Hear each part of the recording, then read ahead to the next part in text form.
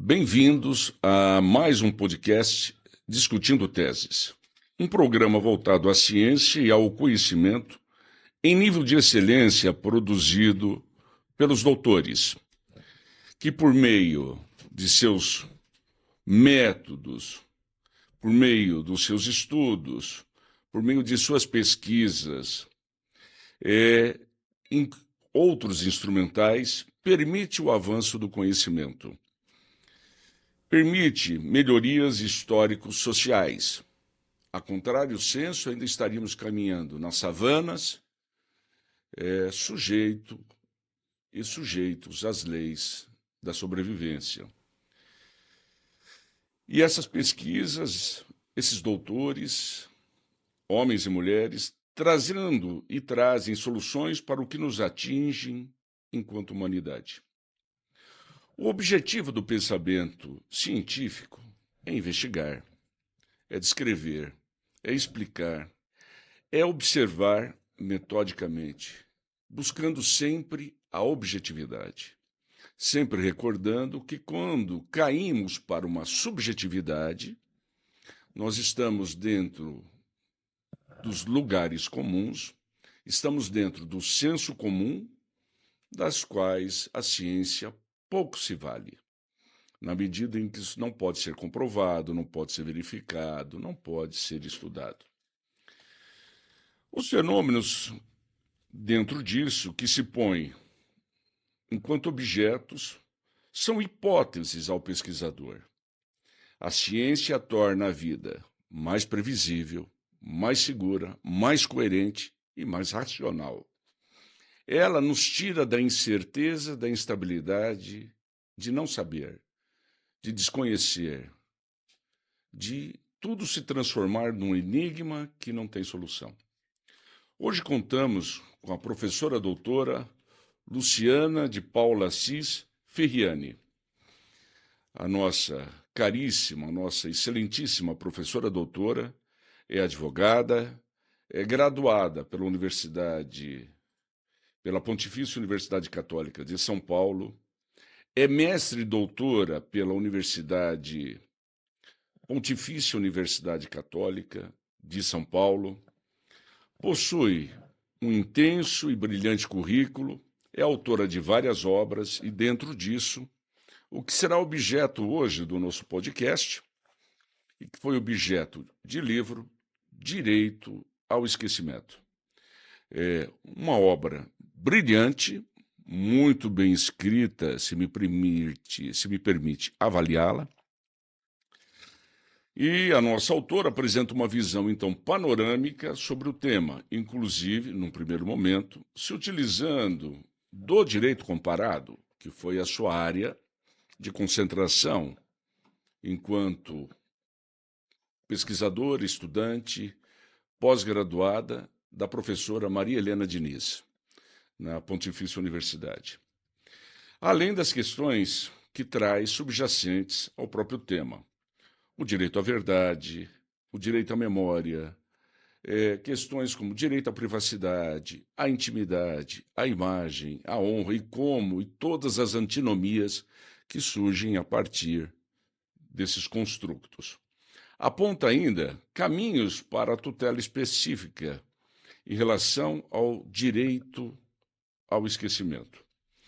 Assinala, e veremos isso, a relação existente entre o direito ao esquecimento e os direitos à privacidade, enquanto personalidade, fundamentais e humanos, que, ao final, podem ou não convergirem para uma concepção unitária ou, como a própria autora sustenta, níveis de percepção e validade diferenciados, a qual, particularmente, eu adiro, graças às suas explicações.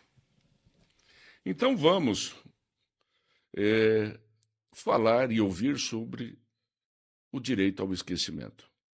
Mas lembrando que por isso passa também direito à memória histórica, direito ao não esquecimento, e se isso deve ser também objeto de punição, se isso deve ser objeto de perdão. Então, professora doutora Luciana, muito bem-vinda. Uma honra para nós tê-la em nosso podcast. Por gentileza. Bom, olá.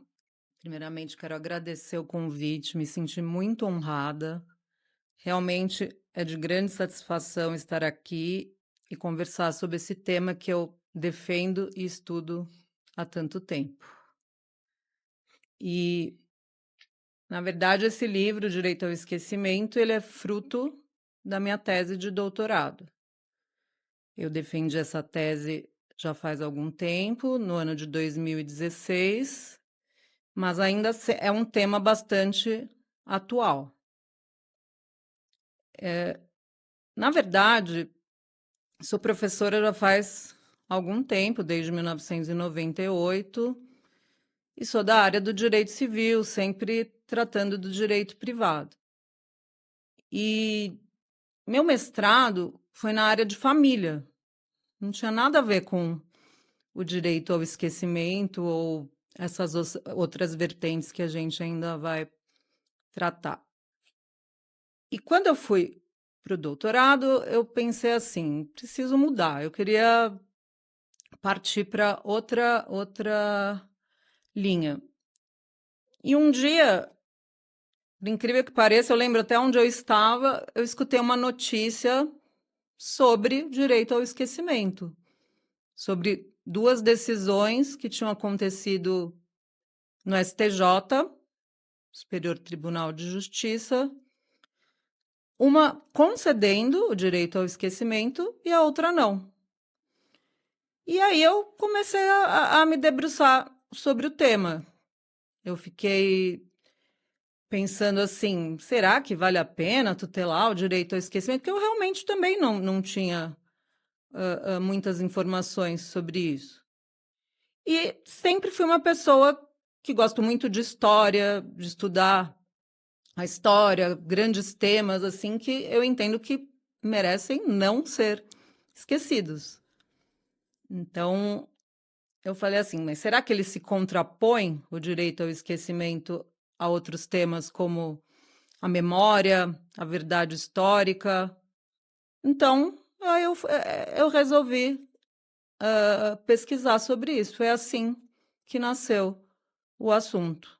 Então, por conta das duas decisões do STJ e também que eu queria fazer essa contraposição com a memória e com a verdade. Então, foi desse jeito. Na verdade, o meu trabalho tem três partes. A primeira parte eu classifico, que aliás esse era o objeto da tese, né? Como tese, o direito ao esquecimento como um direito da personalidade. Depois eu cito as decisões, tanto do Brasil como de fora do Brasil, aliás, por conta da minha área de concentração ser o direito civil comparado, eu tive que fazer essa comparação, e o direito ao esquecimento ele é tutelado em outros países. Temos algumas decisões históricas até no Tribunal Europeu contra o Google, obrigando o Google a retirar do ar algumas notícias, coisa que, no fundo, a gente pode pensar que não tem tanta efetividade, mas se for feita uma consulta ao Google referente a esses temas na Europa, isso não vai aparecer. Então, essa também faria parte do trabalho. Então, a primeira parte sobre os direitos da personalidade, a segunda parte sobre as decisões do direito ao esquecimento e a terceira parte é essa contraposição ao direito à verdade histórica e à memória.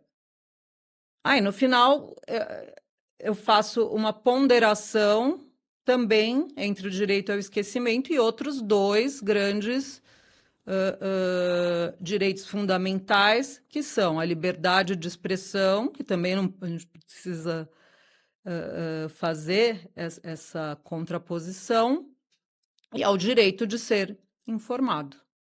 Então, resumidamente, é isso. O direito ao esquecimento nós vimos que é um tema de difícil trato, polêmico. No que ele se refere à dignidade humana? No que ele passa pela dignidade humana? Na verdade, ele passa não só pela dignidade humana, mas acho que esse é o maior fundamento do direito ao esquecimento, mas também passa por outros direitos fundamentais que estão na Constituição Federal, como a privacidade, a honra, como a intimidade. Então, na verdade, todos eles são interligados e a dignidade da pessoa humana acaba sendo o maior.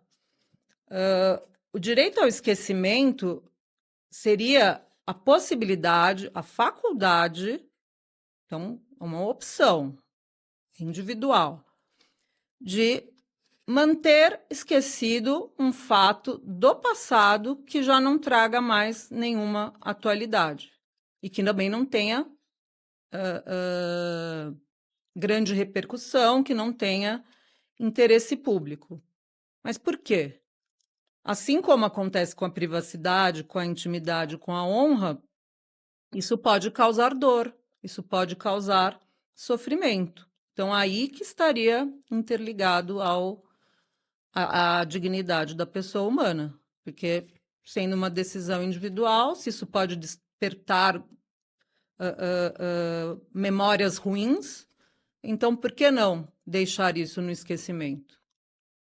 E a liberdade de expressão, a liberdade, o direito à informação, mesmo que isso se reduza a um gravame para a pessoa que, por sua vez, já fez parte de um contexto, talvez até de violência, mas como fica então essa relação entre o interesse público e o interesse privado? Já que haveria um direito ao esquecimento de fatos pessoais que, ao serem recordados, serem relembrados, seriam uma forma de reviver todo um processo doloroso, direto ou indireto, à vítima ou aos seus familiares, que inclusive a senhora aponta vários casos e poderia até citá-los, por gentileza. Então, o primeiro ponto é que o direito ao esquecimento seria um direito da personalidade autônoma, mas, logicamente, ele está interligado com os outros. Ele não é humano É, nem fundamental. é assim, como todos eles estão interligados. Sim, O direito da personalidade, ele está muito mais numa esfera privada do que pública. Então, é isso que eu defendo. sim. O direito ao esquecimento, então, como um direito individual ligado à esfera privada. Tanto que, se tiver um interesse público, aí vai prevalecer já um velho princípio, o interesse público sobre o privado. Mas, como um direito da personalidade, então, ele é inato. Todas as pessoas, desde a concepção até a sua morte, têm alguns direitos inatos. E aí o direito ao esquecimento estaria junto deles. Outros direitos são destacáveis, então a propriedade, o crédito, eles são destacáveis. Esse não, ele está atrelado à personalidade humana. Então, na minha concepção, ele é um direito natural e que acompanha a todos nós, desde a concepção, logicamente, isso se esperando o nascimento com vida, até a morte. O próprio Código Civil fala que, depois da morte, os direitos da personalidade, se tiverem tido alguma violação, podem ser pleiteados pelos seus familiares. Então, no meu entendimento, o direito ao esquecimento estaria junto disso. Então, a Constituição Federal, ela elenca vários direitos fundamentais. Dentre eles, a vida, a integridade física, as liberdades em geral, e fala de privacidade, de honra. O artigo 5º. O artigo 5º. Todos eles são da pessoa humana. Então, será que não seria tudo a mesma coisa? Direito fundamental, direitos humanos, direitos da personalidade. E aí, numa pesquisa, eu entendo que o que acaba prevalecendo é os direitos fundamentais, eles têm uma visão mais publicista. Os direitos da personalidade estão numa esfera privada. Então, se violados, o que podemos fazer? Ir para a área da indenização por perdas e danos, que seria a responsabilidade civil. E os direitos humanos numa visão mais internacional, mais do direito internacional público. Então, o Brasil aderiu a uma série de tratados internacionais com base nos direitos humanos. Então, muitos deles acabam sendo os mesmos. Então, são assuntos interligados. Mas o direito ao esquecimento estaria mais na esfera privada e, portanto, por isso que eu defendo ele ser um direito da personalidade. Mas ele não sofreu ainda uma direta positivação do Estado, sofreu? Então, não sofreu. Só que existem duas teorias. Uma teoria que entende que os direitos da personalidade não são exaustivos. Então, quando a Constituição Federal elenca alguns, quando o Código Civil elenca outros, isso não é exaustivo, então ele ainda pode ser positivado. Outra teoria entende que existe um direito geral da personalidade. Então, sempre que houver uma violação de um direito geral da personalidade, também haveria a possibilidade de reparação. Então, de uma forma ou de outra, o direito ao esquecimento estaria alcançado por uma dessas duas visões. Quanto ao direito comparado, que também foi, como isso é tratado? Nós vimos que fala da Argentina, fala do Chile, a Espanha, se eu não estou errado. Como são colocados? Está dentro de uma órbita de um direito natural? Está dentro de um positivismo jurídico? Está ligado mais à esfera de defesa dos interesses privados, mais à questão do direito público? Como que se coloca isso? Nos outros países, sempre ligado mais à esfera do direito privado, numa decisão individual de fazer retirar ou de ser reparado por conta da divulgação de fatos antigos que já não trazem mais repercussão. Então, a Argentina, dentro dos países da América Latina, acho que foi um dos primeiros a positivar realmente esse assunto, especialmente com relação a dados digitais. A Europa, a Espanha, começou na Espanha, aliás, o direito ao esquecimento começou com uma notícia na Espanha. Era uma pessoa que tinha tido dívidas e já tinha pago essas dívidas. As dívidas já estavam quitadas. E se fosse feita uma pesquisa no Google, aparecia o nome dele como devedor. Então, ele, dentro da Espanha, tomou todas as medidas para que aquilo fosse retirado. Só que ele percebeu que não era suficiente. E lá ele conseguiu. Então,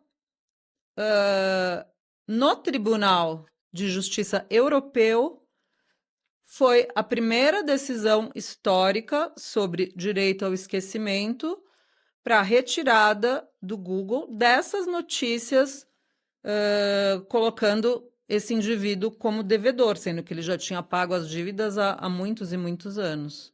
Então, isso foi um marco em relação ao direito ao esquecimento. Então, na Europa, isso também é tranquilo.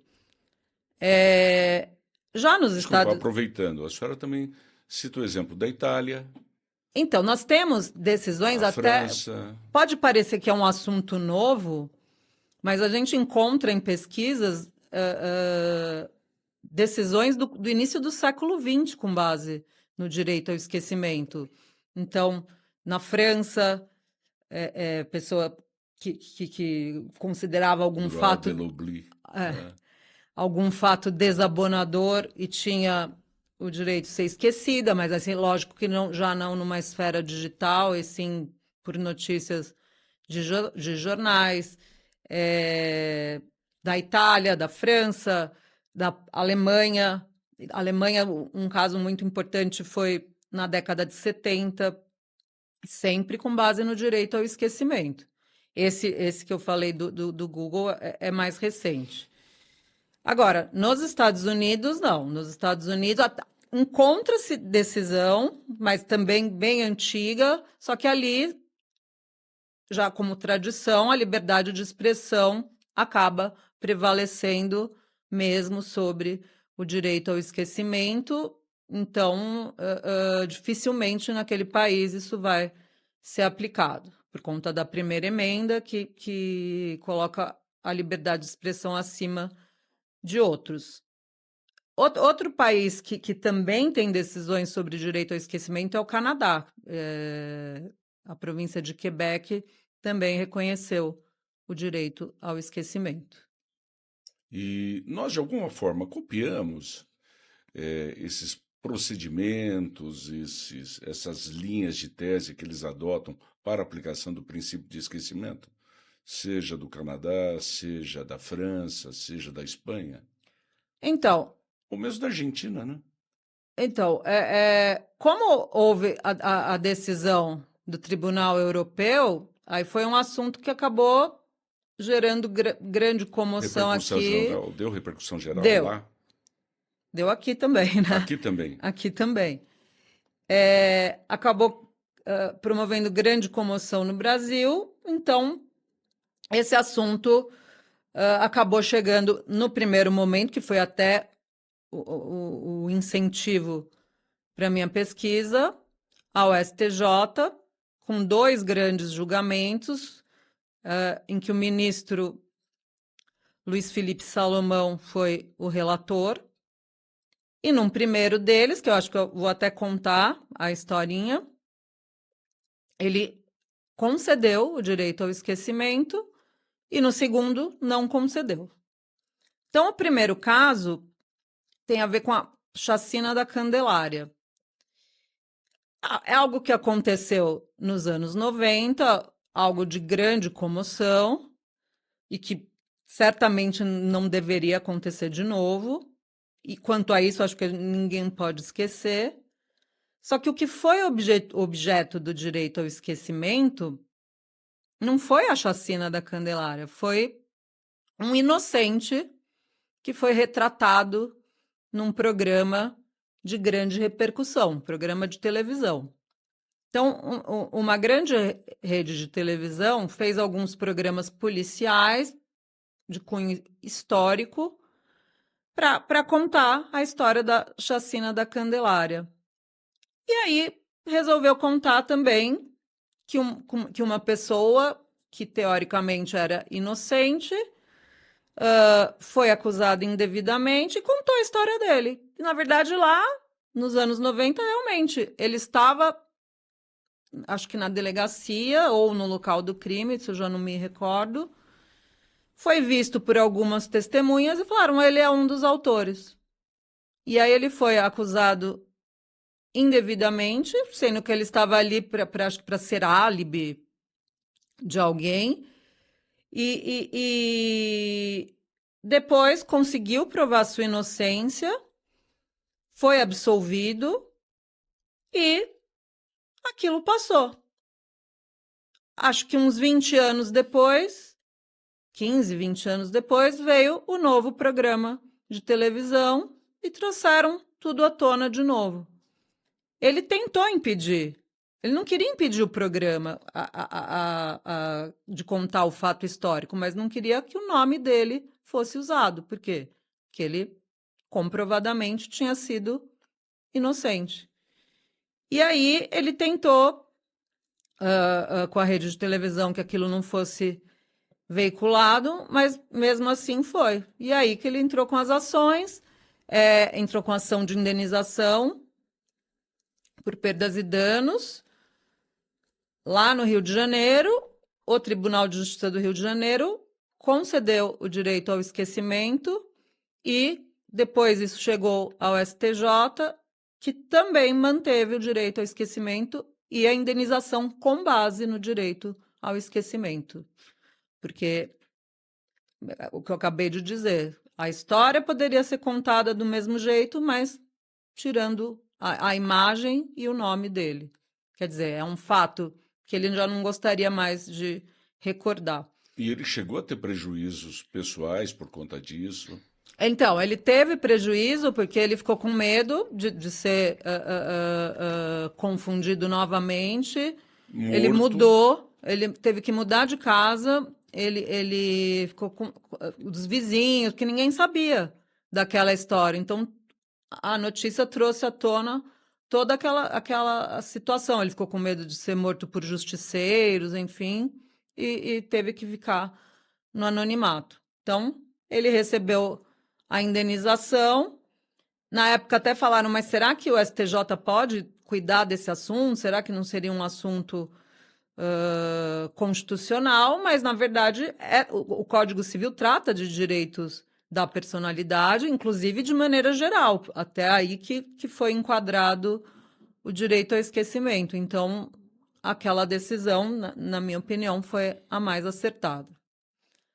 Na mesma época, houve o segundo julgamento, e também com base no programa da grande rede de televisão, também queria retratar um fato histórico, que foi um homicídio ocorrido nos anos 50.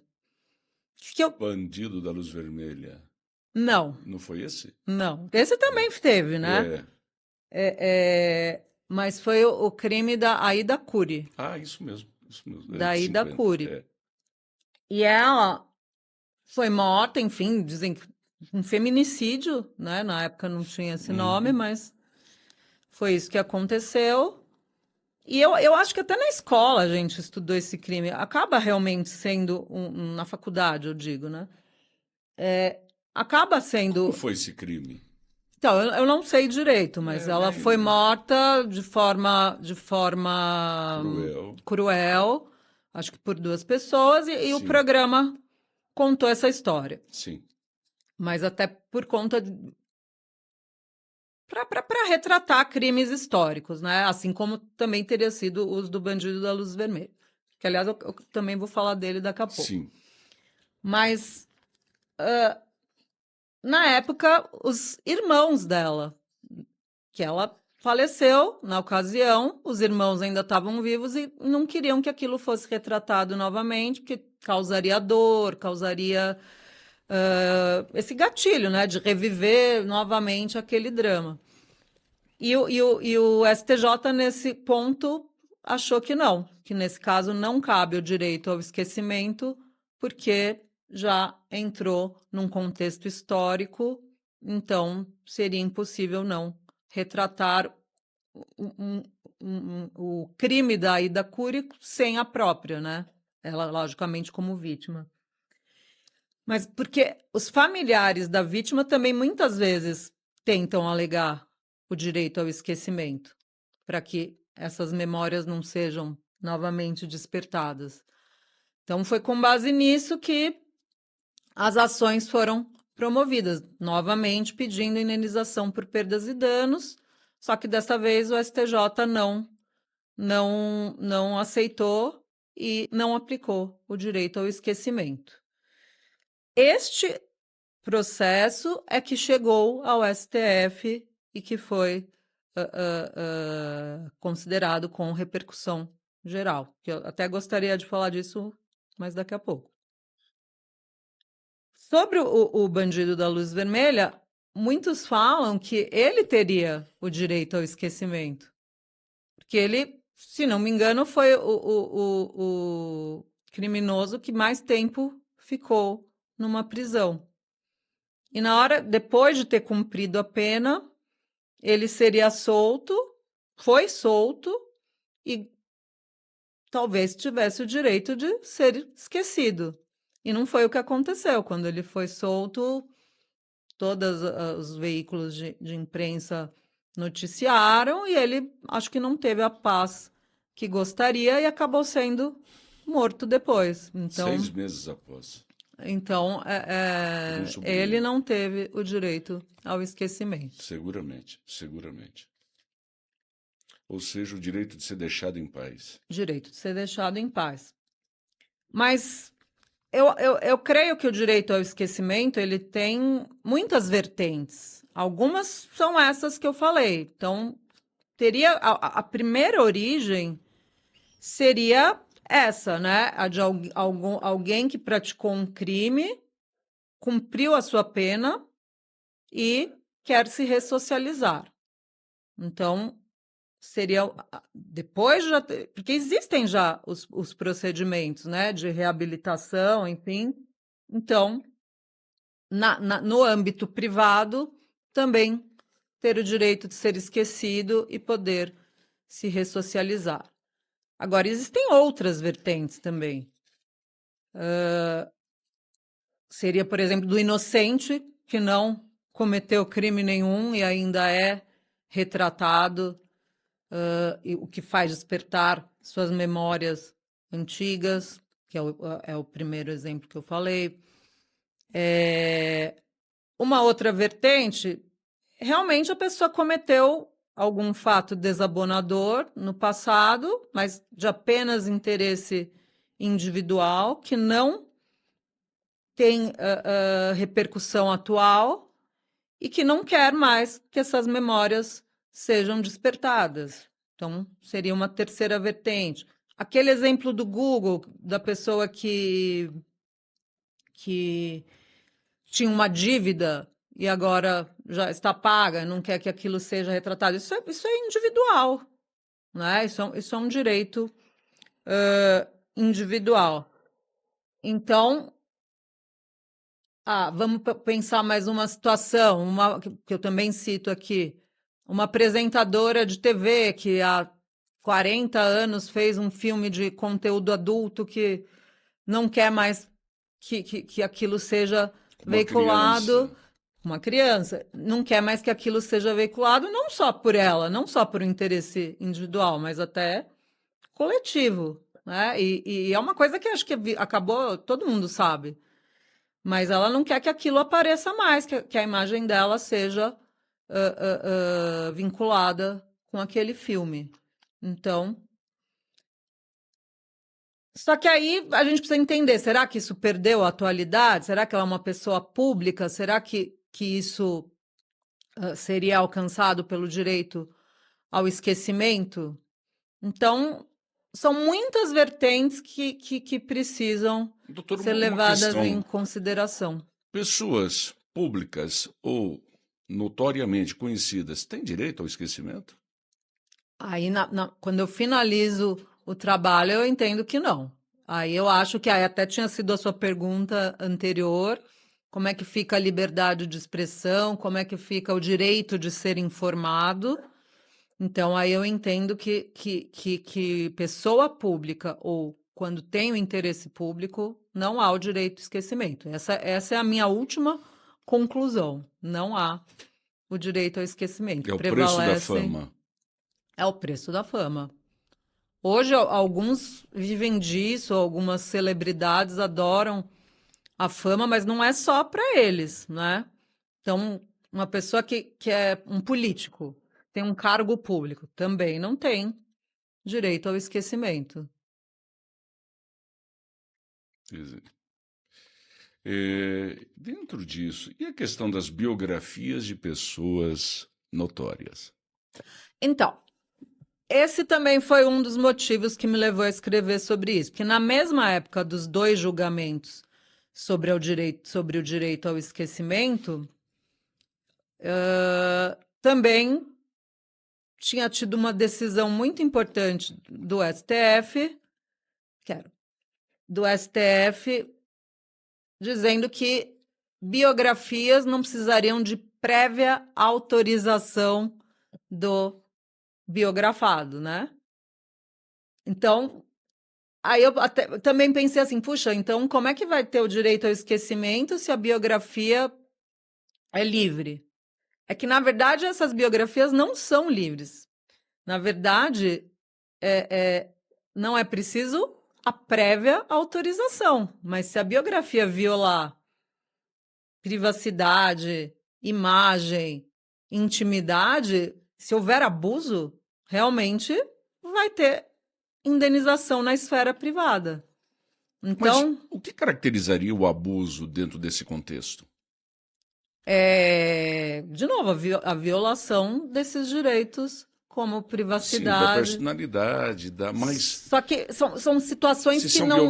Mas são biografias. situações que são pessoas públicas, são pessoas que não perderam a atualidade e aí despertam esse interesse da coletividade.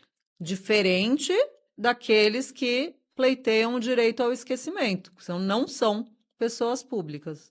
Ou São seja, quando pessoas. algum lado obscuro dessas vidas públicas, né, notórias, conhecidas, acaba sendo revelado e eles não gostariam. É isso. Esse seria o abuso. Quer dizer, o público ele se confunde ao privado e nesse ponto, como a intimidade, como a privacidade, prevalece. Porque uma coisa é a vida pública, outra coisa é a vida privada. Então, até muitos falam, eu quero manter minha exposição até certo ponto. A minha intimidade, a minha privacidade, não quero divulgação. Então, acho que é aí que caberia a indenização em caso de abuso. E os nossos tribunais têm aceitado isso? Tem aceitado, mesmo para os biografados, tem aceitado. Têm proibido as publicações? Não proibir a publicação.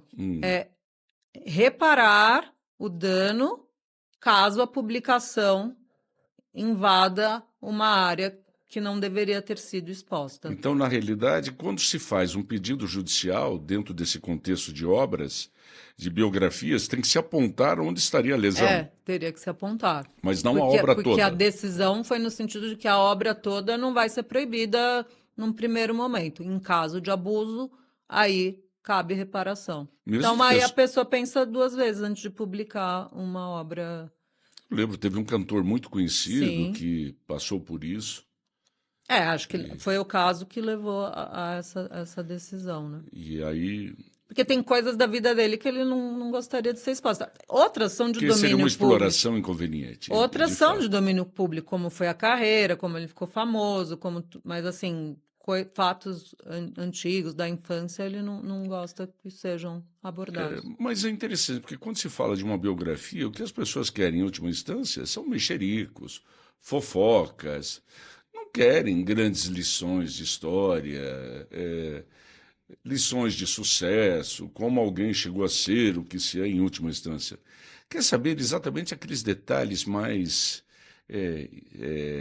obscuros, mais secretos, mais escondidos. É aquilo que parece que assanha o interesse.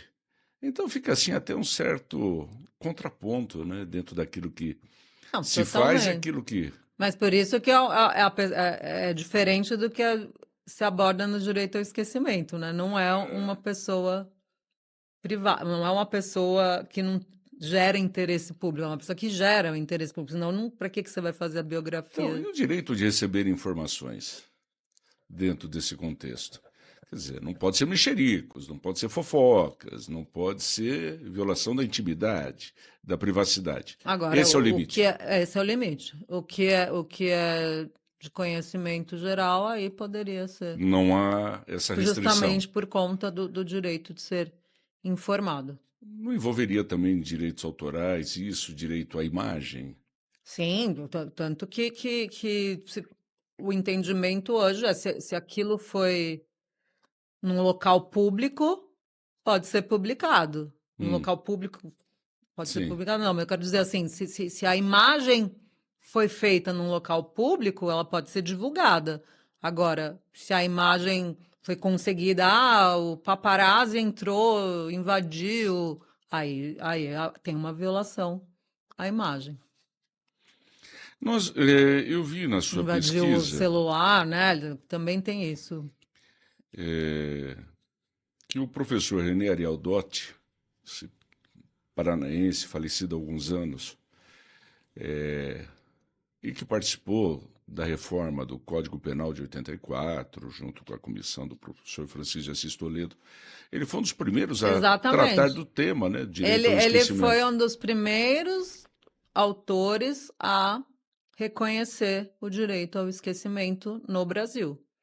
Então, porque é um assunto que é pouco explorado. Então, ele realmente foi um dos primeiros a tratar desse assunto. Dentro disso, ele sustenta que é um corolário ao direito da privacidade. Mas hoje, com a internet, com a inteligência artificial, como que conseguiríamos isso? Pois é, esse é o grande desafio quando se pleiteia o direito ao esquecimento, porque um fato ele se propaga assim em questão de. Então, tirou do ar, mas outra pessoa já publicou. Então, acaba não tendo realmente tanta efetividade. Aí, só a efetividade ao direito ao esquecimento vai ser com base na indenização por perdas e danos. Então, quem propagar aquilo que não poderia vai ter que indenizar. E censura? Onde entra a censura dentro desse contexto? Ela tem uma relação, de alguma forma, com o esquecimento? É, o que também seria a base das biografias, não pedir autorização prévia para as biografias. Sempre que houver um interesse público, não é possível divulgar, ao contrário, né? Sempre que houver um interesse público, o direito ao esquecimento não vai prevalecer. Agora, no interesse privado, a gente tem que fazer um sopesamento, a gente tem que fazer uma ponderação. Então, em alguns casos, o interesse privado tem que prevalecer e não vai ser censura. Agora, logicamente, envolvendo o interesse público, aí prevalece a liberdade de expressão, o direito de ser informado, e aí o fato de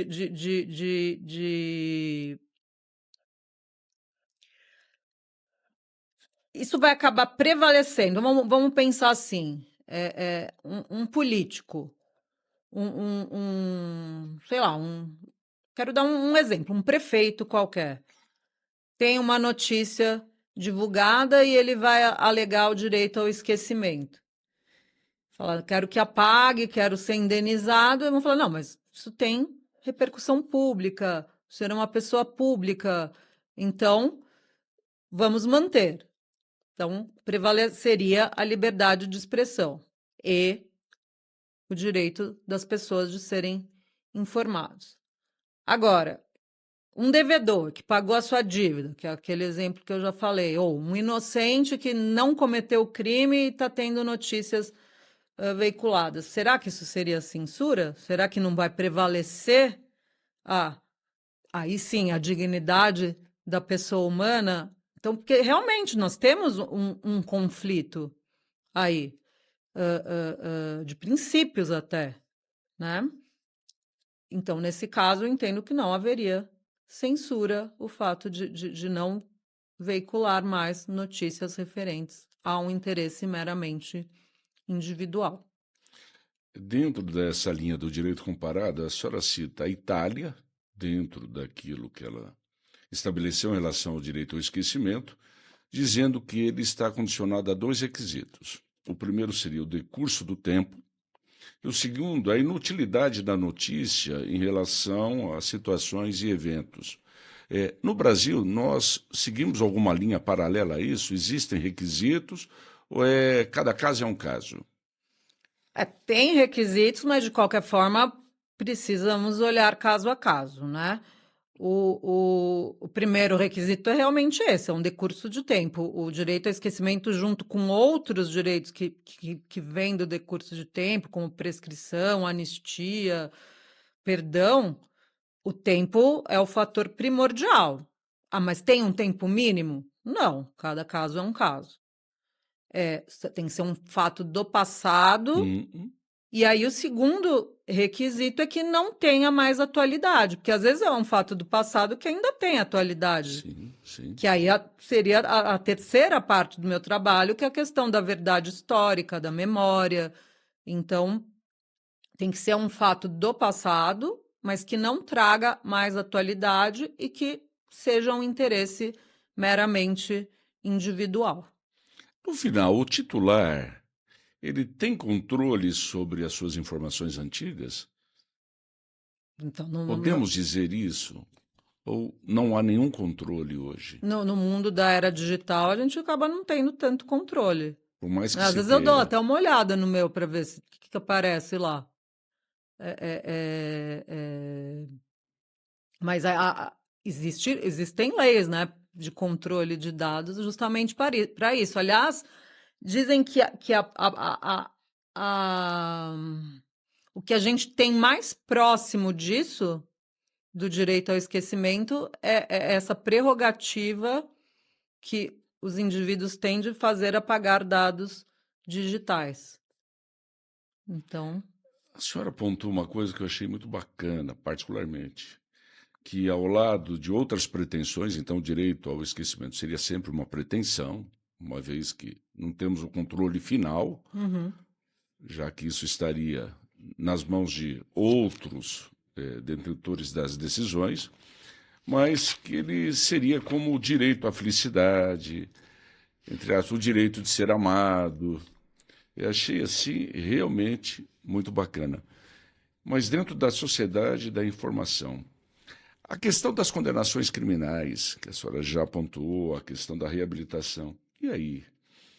Quando isso vai para uma esfera política, como ficaria isso? Aos regimes políticos de linha de extrema-direita, ditatoriais como Chile, Argentina, mesmo o Brasil, como ficaria esse direito ao esquecimento? É, E a verdade histórica, né? foi o terceiro ponto que me motivou a falar sobre isso. Então, o primeiro ponto era de ser um direito da personalidade, as decisões tanto do Brasil como da Europa, e, por fim, como é que ficaria a verdade histórica e a memória. Porque, na verdade, o direito ao esquecimento ele se baseia numa memória individual, só que nós temos a chamada memória coletiva. E aí, realmente, isso acaba sendo completamente incompatível com o direito ao esquecimento. Então, fatos históricos, fatos que envolvam uma memória coletiva não podem ser esquecidos, até porque, como eu disse, sou grande fã de história, então como é que fica? Como é que a gente vai esquecer, né? Então, certas barbaridades que acometeram tanto o Brasil como outros países da América Latina, ou mesmo falando de fatos um pouco mais antigos. E aí eu tô falando coisas assim do século XX, fora, não vamos falar dos outros séculos, né? Mas coisa que tem gente que viu e viveu. Então, isso não pode ser esquecido. Então, atrocidades da Segunda Guerra Mundial, atrocidades que aconteceram depois na Guerra Fria, genocídios que aconteceram e que ainda acontecem, né? Isso não pode ser esquecido de maneira alguma. Então, a terceira parte do meu trabalho é essa, né? Falar que certos fatos não podem ser esquecidos. Então, no primeiro momento, eu falo da verdade. A verdade é algo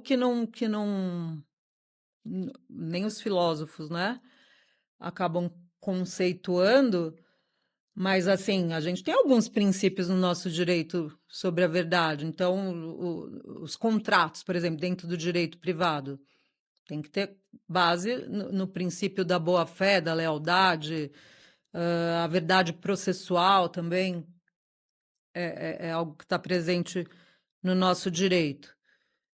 E a história, teoricamente, ela vem de verdades, né? E como é que eu construo uma verdade histórica? Através da memória coletiva. Então, a gente precisa de alguns marcos para essa memória coletiva. Então, no trabalho eu até falo, tem algumas ideias, fazer memoriais, fazer museus, atividades culturais, então filmes retratando o que aconteceu até para formar essa memória coletiva. O direito ao esquecimento ele seria referente a uma memória individual, não uma memória coletiva. Então, como eu disse, algumas atrocidades não podem ser esquecidas, e aí trazendo um pouco para o Brasil, torturas que aconteceram na época do regime militar, essas também não podem ser esquecidas. Então, aí que eu faço a contraposição à memória, à verdade histórica e o direito ao esquecimento. Então, isso não pode ser esquecido. No Brasil, foi feita a comissão da verdade para resgatar coisas que tinham acontecido durante aquele período e nem tudo foi resgatado. Então, conseguiram trazer à tona, só que aí um outro instituto do direito que também tem como base o decurso do tempo, que é a anistia, ela aconteceu aqui no Brasil, para os dois lados, né? Após o regime militar, houve um período de transição até o atual Estado Democrático de Direito, então foi feita uma anistia, seria para esquecer. Então a origem é a mesma, né? Direito de esquecimento, a anistia seria para esquecer tudo o que aconteceu ali. E isso já passou pelo STF, o STF entendeu que prevalece a lei da anistia, só que é uma questão que ainda não terminou. É uma questão que até esse ano, 2025, o STF quer retomar o assunto. Por quê? Porque existem. Aí o assunto também na esfera do direito penal, crimes continuados que não seriam alcançados pela lei de anistia. Então, será que eles também estão perdoados? Então, porque se houve tortura, se houve ocultação de cadáver, esses não poderiam ser anistiados. E também porque houve uma decisão da Corte Interamericana, do qual o Brasil também aderiu, que entendeu o Brasil ser culpado por crimes dessa natureza, crimes de tortura. E Então, imprescritíveis. e por causa disso, Isso. imprescritíveis. Então, são dois pontos que o STF ainda precisa. Mas não houve ainda uma Ainda solução. não houve solução. Isso provavelmente, até por conta da repercussão do filme Ainda Estou Aqui, Sim. pode ser que isso volte à tona. Mas eu sempre gosto de deixar bem claro que, quanto a isso, não há esquecimento. Não pode É. haver, até para que não aconteça novamente.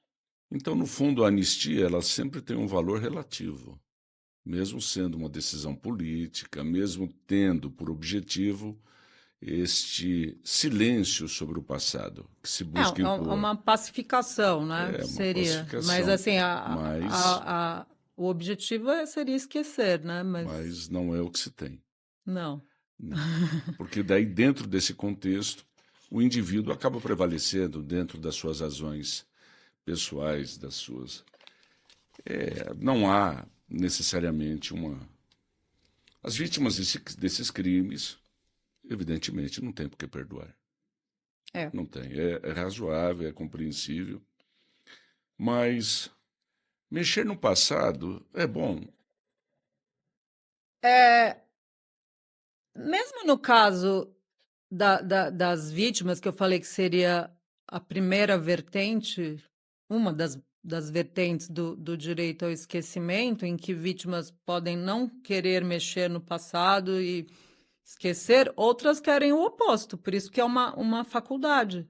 Isso, Por isso que isso. é uma opção. Tem vítimas que é o contrário, elas querem ser lembradas para justamente que isso não aconteça de novo, que é o exemplo da Lei Maria da Penha, que o nome dela está na lei e ela quer ser lembrada para que isso não aconteça novamente. Mas eu acho que é uma decisão individual.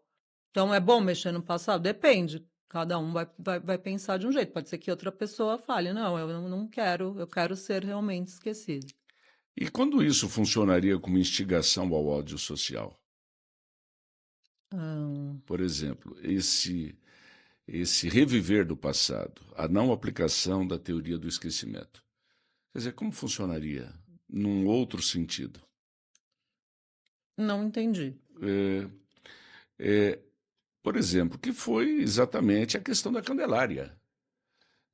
Ao se mexer no passado, se trouxe uma pessoa que não tinha uma relação direta com o fato, apenas circunstancial, e ele passou a ser vítima desse ódio social, Sim, sim, lhe trazendo pesados gravames. sim.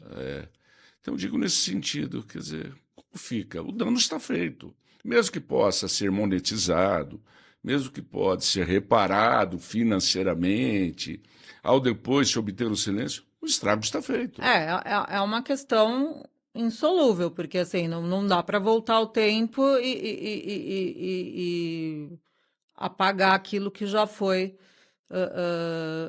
veiculado.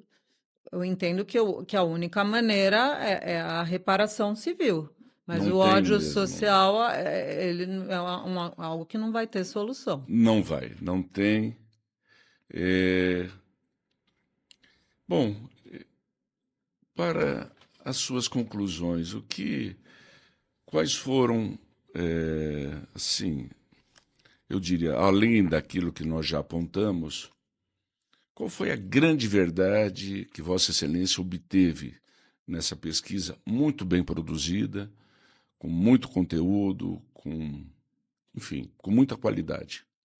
Assim, só uma coisa que eu acho que a gente precisa falar aqui é que depois da decisão do STJ sobre o caso da Ida Cury, Hum, como foi levado isso ao STF, em repercussão geral, o STF entendeu que pelo menos para aquele caso, isso seria incompatível com a Constituição Federal. E alguns entenderam que não caberia mais o direito ao esquecimento.